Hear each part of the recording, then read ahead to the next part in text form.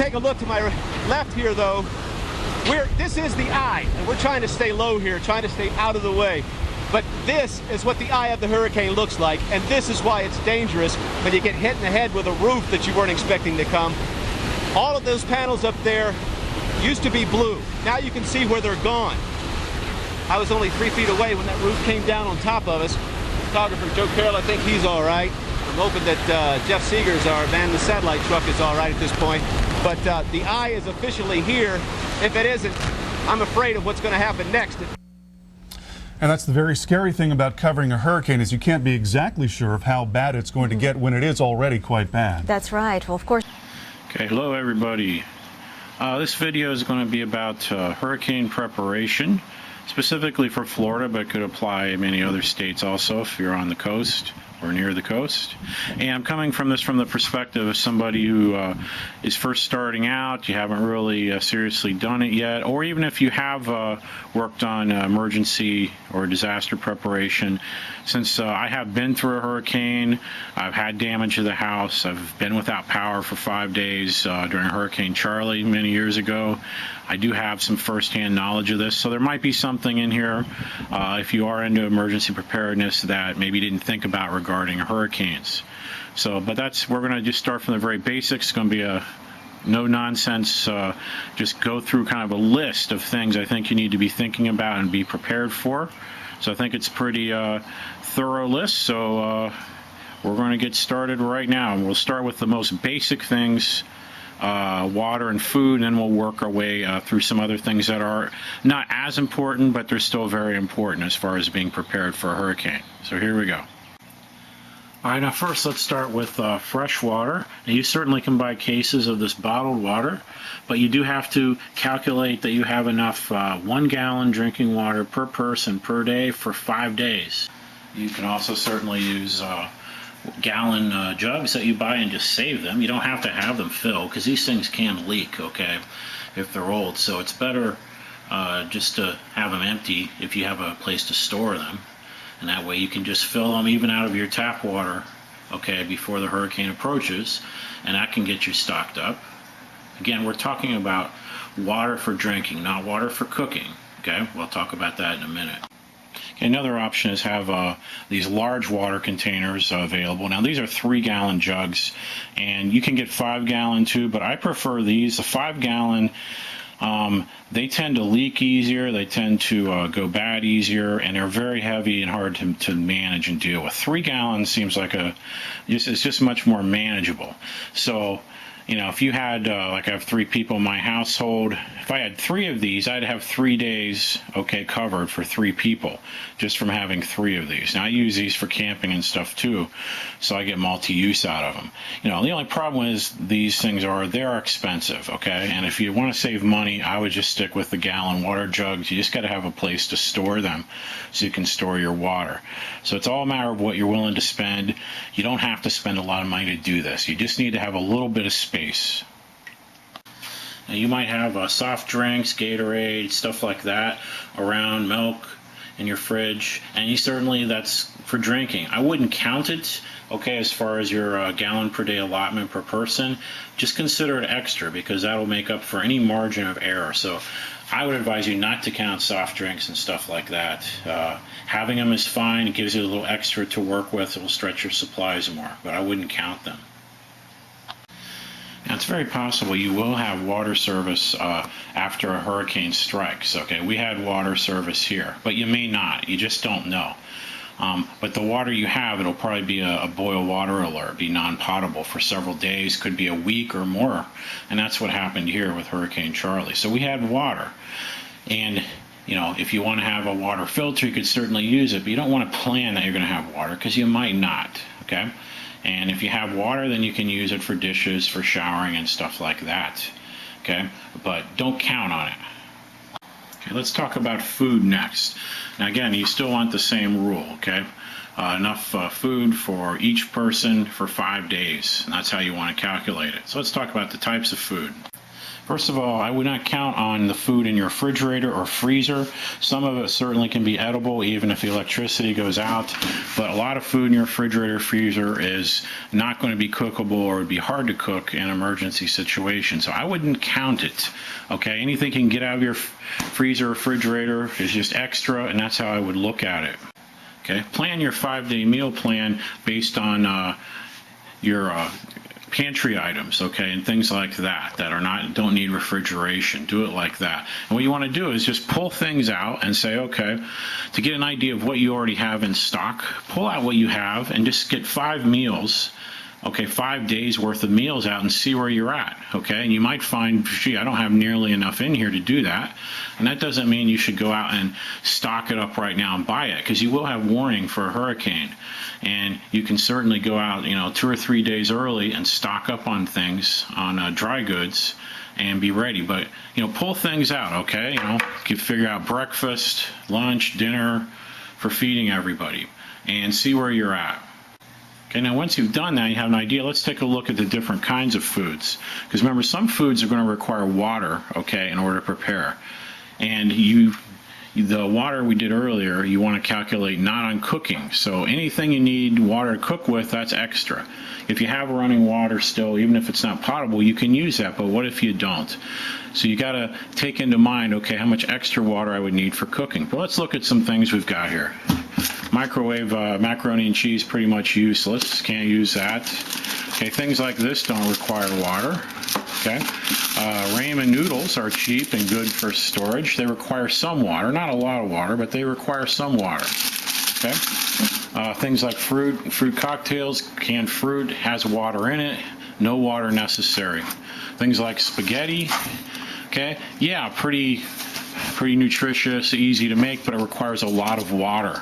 Don't need water for the sauce, but the spaghetti needs a lot of water. So you don't want to have 3 or 4 meals of spaghetti as part of your emergency prep. It takes up a lot of water. Okay. What else we got in here? Mushrooms. There's water in there. Let's go to this one. Oh, baked beans. Okay, no water required. You just got to heat them up. Okay, and here, again, these types of soups that you don't have to use, that aren't condensed, you don't have to mix water with, they're good. Here's more baked beans. These kind of things need water. Mashed potatoes, however, they don't need much water, okay? Again, so we got a lot of things like this. This is more of a soup, requires more water. One thing I like having around are these kinds of things, these canned pastas. They don't require water, and you can actually eat them without cooking. I mean, I do it all the time. You may not like that, but if for whatever reason you wasn't convenient to cook, you can eat pastas, canned pastas, right out of the can, okay, without a problem. And of course, make sure with your cans, if you don't have the lift up lids like this, that you have a manual can opener. You're not relying on a electric can opener. So I really like these. These are good. But it's really up to you, your choice, what your family normally eats. Okay, your choices. Okay, here's microwave rice. There might be a way to prepare rice without a microwave like this. I don't know what it is. If you do, go ahead and post it. But you're better off with this kind of rice. Okay. But it requires a lot of water to make, and you got to keep that in mind and remember that. So once again, 5 days, breakfast, lunch, and dinner. That's what you have to be prepared for. So you got to get an idea of what you normally keep in stock, how many days you normally have, so that when a hurricane is approaching, you can go out and get enough extra to cover it. And then again, don't count what's in your fridge or freezer, that's extra. Of course, you need something to cook with, and I don't mean a charcoal grill or a grill. Okay, that might be usable certainly, but you need to have a stove. This is not a good thing I would recommend. This is a little wood burning stove. It works fine, but you really want to mess around with going out and collecting twigs and stuff after an emergency like that when you might not have any power. I don't think so. So anything you might already have would work. Okay, whether it's an alcohol stove, a propane operated portable stove, there's all kinds of stuff available. Okay, so if you have something already, use that. You don't need to go out and buy something special for hurricane, but you just want to make sure you have plenty of fuel, and fuel doesn't take up that much space at all, especially for planning for 5 days. Shouldn't be a problem at all. So got to get a stove. Okay, cleaning up dishes, silverware. Okay, if you have water, if it's running, even if it's not potable water, if there's a boil water alert, you can still use it to wash dishes. However, what if you don't have water flowing? You want to be prepared. Get white vinegar, okay? Put it in a spray bottle like this, okay? And white vinegar will clean dishes just fine. You spray it on, wipe all the dirt and stuff off, the food stains, spray it on again to sanitize it. Wipe it off, let it dry, it's clean. And you don't have to use water for it. So about a quart of white vinegar will do it. We'll fill up one of these. That'll easily last you 5 days. You don't want to be using paper plates and paper products because you don't know when the trash pickup's going to start again. It could be a week, 2 weeks. And if you let all that stuff pile up, what are you going to do with all that garbage, rotting, stinking garbage? So you don't want to be using stuff like that. You want to be using rinsing and cleaning your regular plates and using those so you don't create more garbage. Okay, now speaking of cleaning, let's get on clothes cleaning. You want to make sure you get all your laundry done within 24 hours before a possible hurricane strike, because you don't know how long it'll be till you get electricity back, and you don't know when you'll get to do laundry. Okay, so I mean, I would do it up till the very last hour or two that you can. If you have any dirty clothes, dirty towels, okay, bedding that's questionable, I would get it done right before the hurricane, up till the time you lose power. I would do that, and that'll just save you a lot of hassle. Okay, now for personal hygiene, you want to be thinking about that too. Like I said, you might very well have water even after a hurricane. You lose power, okay, although the water pressure might be bad for a while. But it may not be potable water, but you can still bathe in it, you can shower in it. No, it won't be hot if you don't have electricity, but you're probably going to be so hot anyway, okay, because of when hurricane season is down in the south, that a cool shower or a cold shower will probably feel pretty darn good. However, if you don't have water, and that's always a possibility, and you have to be prepared for that, you've got to have another way of being hygienic and of staying clean.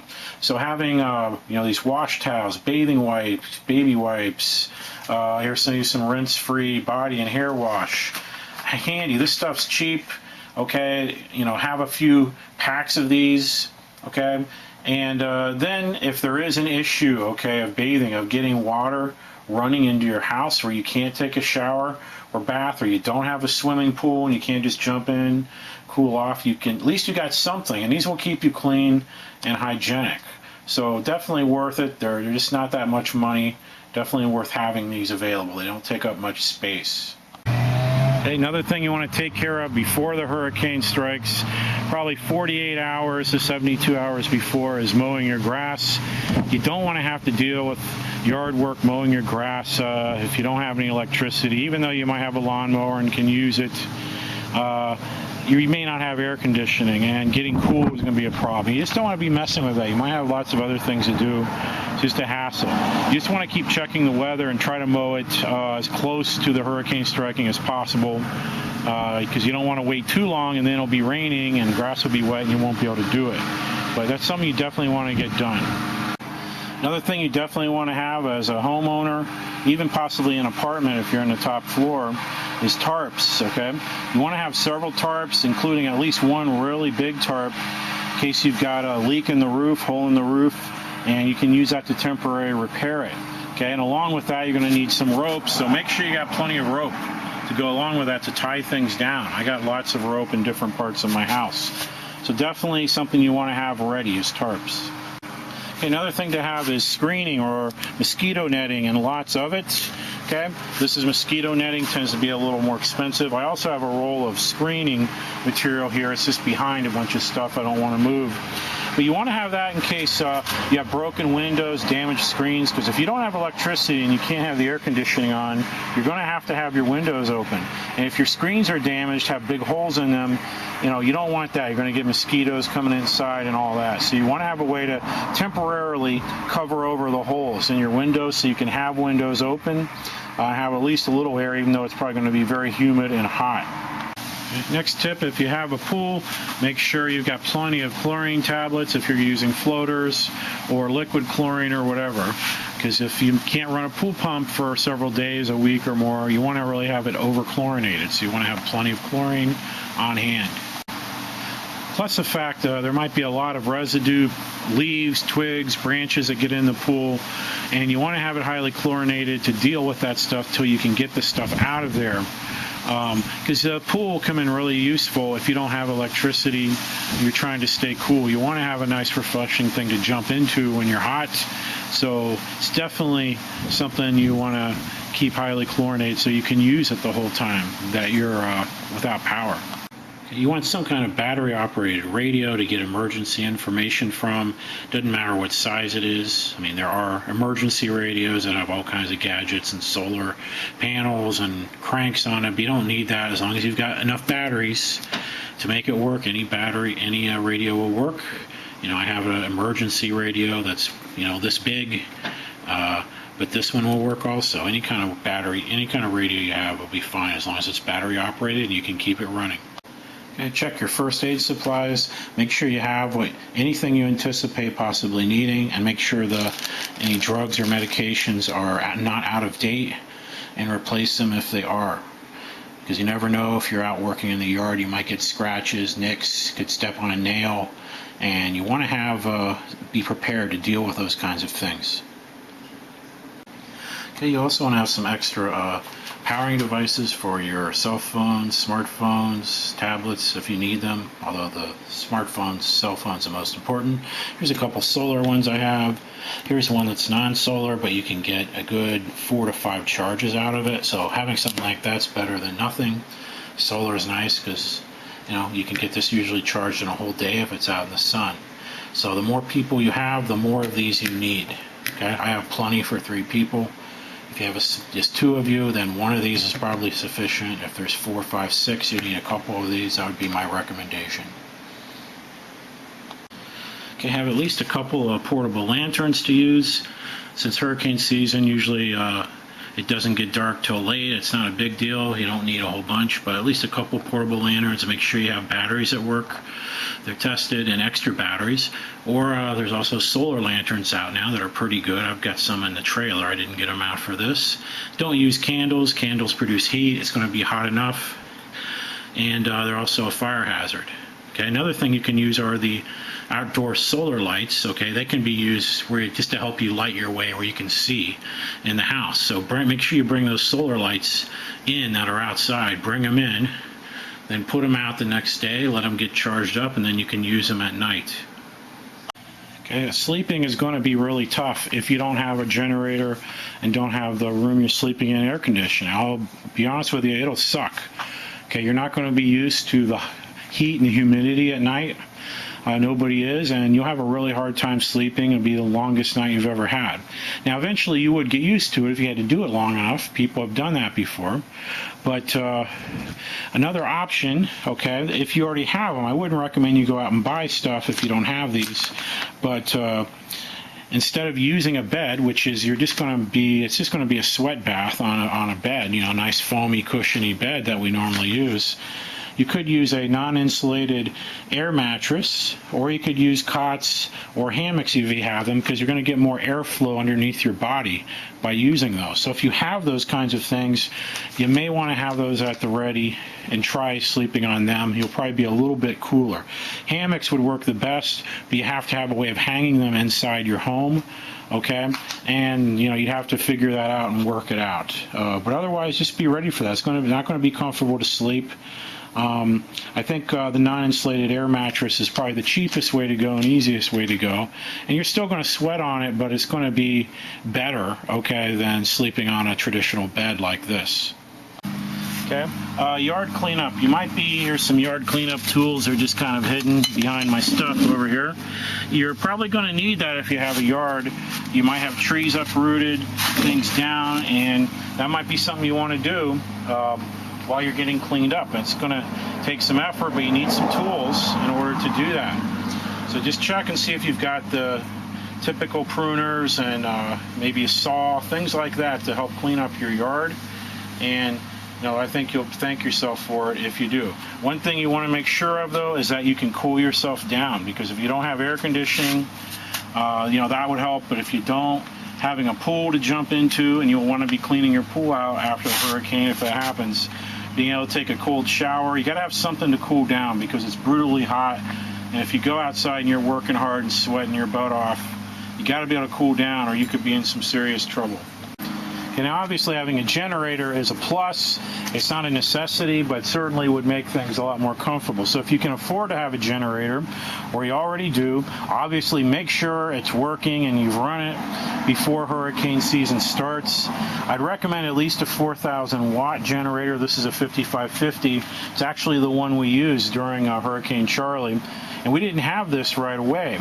The first 2 nights we didn't have any electricity. And then Home Depot opened up on the 3rd day, still no electricity, and they started selling these, and we got it. And so we got this going and running, and then we had air conditioning the last 3 days, even though we had no power. So again, this is they've really gone down in price, but at least a 3,000 watt, I would say, a generator will allow you to run a room air conditioner and probably even your refrigerator, you know, and a couple lights if you need it. So that would probably be the minimum you would want. I mean, smaller generators are better than nothing, but I would go at least with that because air conditioning is probably the #1 thing you would want. Okay, so here's the actual air conditioner we used. And I rigged this up. You want to have a plan for how you're going to put the room air conditioner in. All you're going to be able to do is cool one room. So we picked the master bedroom to cool that, and all 3 of us and the dog were in that room. And I rigged this up. We have a sliding door for our bedroom that goes to the outside. And using combination of concrete blocks that I had and some plywood, I was able to just rig something up in the sliding door to make this work. And it worked fine. It kept the room nice and cool. Worked really well. Another option are these kinds of air conditioners. I forget what you call them, but they're like portable. They're on wheels, rollers, and they have this thing here, which is a lot easier to connect to the outside to suck, okay, the air out and blow the warm air out of this. So this works really well. I've used it, and it's just a lot easier to hook up. So if I were to do that again, I would use this one first. And it does work, and it does a pretty good job of cooling one room. So I would highly recommend that. Now, of course, we have a trailer right now. If this were to happen again, I would probably use a generator with the trailer because we have everything we need in the trailer, including air conditioning. Now, by the way, with a generator, you also need to have, it's no help at all if you don't have gas cans, because this one, for example, has, I believe it's a 5-gallon tank. And that's not going to last. That'll get you through maybe 1 day. So you got to have extra gas cans. So I would have at least 3. So here's 2. I have another extra one, another part of the house. That would give you about 20 gallons of gas. That should get you through a couple of days to start. You don't need to have these filled until you need them. Like if a storm is coming, a day or 2 before, get these things filled up. Okay, and then if you do lose power, that'll give you a couple days where you can run electricity. And then what will probably happen by then is you'll be able to go out and drive somewhere to get gas and fill these things back up, and then run a couple more days. Now you could certainly get more gas containers, and you wouldn't have to go out every couple days, but that's what I did. So that's definitely something that you could do. Hey, don't wait till this is happening to get outside and get anything that's laying in the yard and get it secured. Get it inside, or in the case of plastic chairs, things like that, you can just throw them right in the pool and they'll be safe. They'll sink to the bottom and they can ride the storm out there. But anything else, you won't want anything else out there that might turn into a flying missile. Okay, so you got to get it out of the yard. All right, well, I hope you found this helpful. Okay, I will have in the description box below a list of all 20 things I talked about in brief, and so you can copy and paste it if you would like, and that way you can put it on whatever you want. So hopefully you found this helpful. Look, we just had a little high wind, and look, one of these trees is coming down right there in front of us. But you can imagine in a hurricane, if you have a lot of trees, they might all be down. Those pine trees there, they survived Hurricane Charlie, lost some branches, but all my fruit trees were uprooted, and you got to be ready for that. So, like I say, your yard might be a mess, and you got to get rid of the flying missiles, and you got to be prepared for a big giant mess, and you want to be comfortable while you're trying to clean up your property. after this happens and make sure your family is safe and secure and has everything it needs. So hopefully this video helped you. If you have any questions, feel free to leave a question. I'll try to get back to you. Okay, we'll see you later.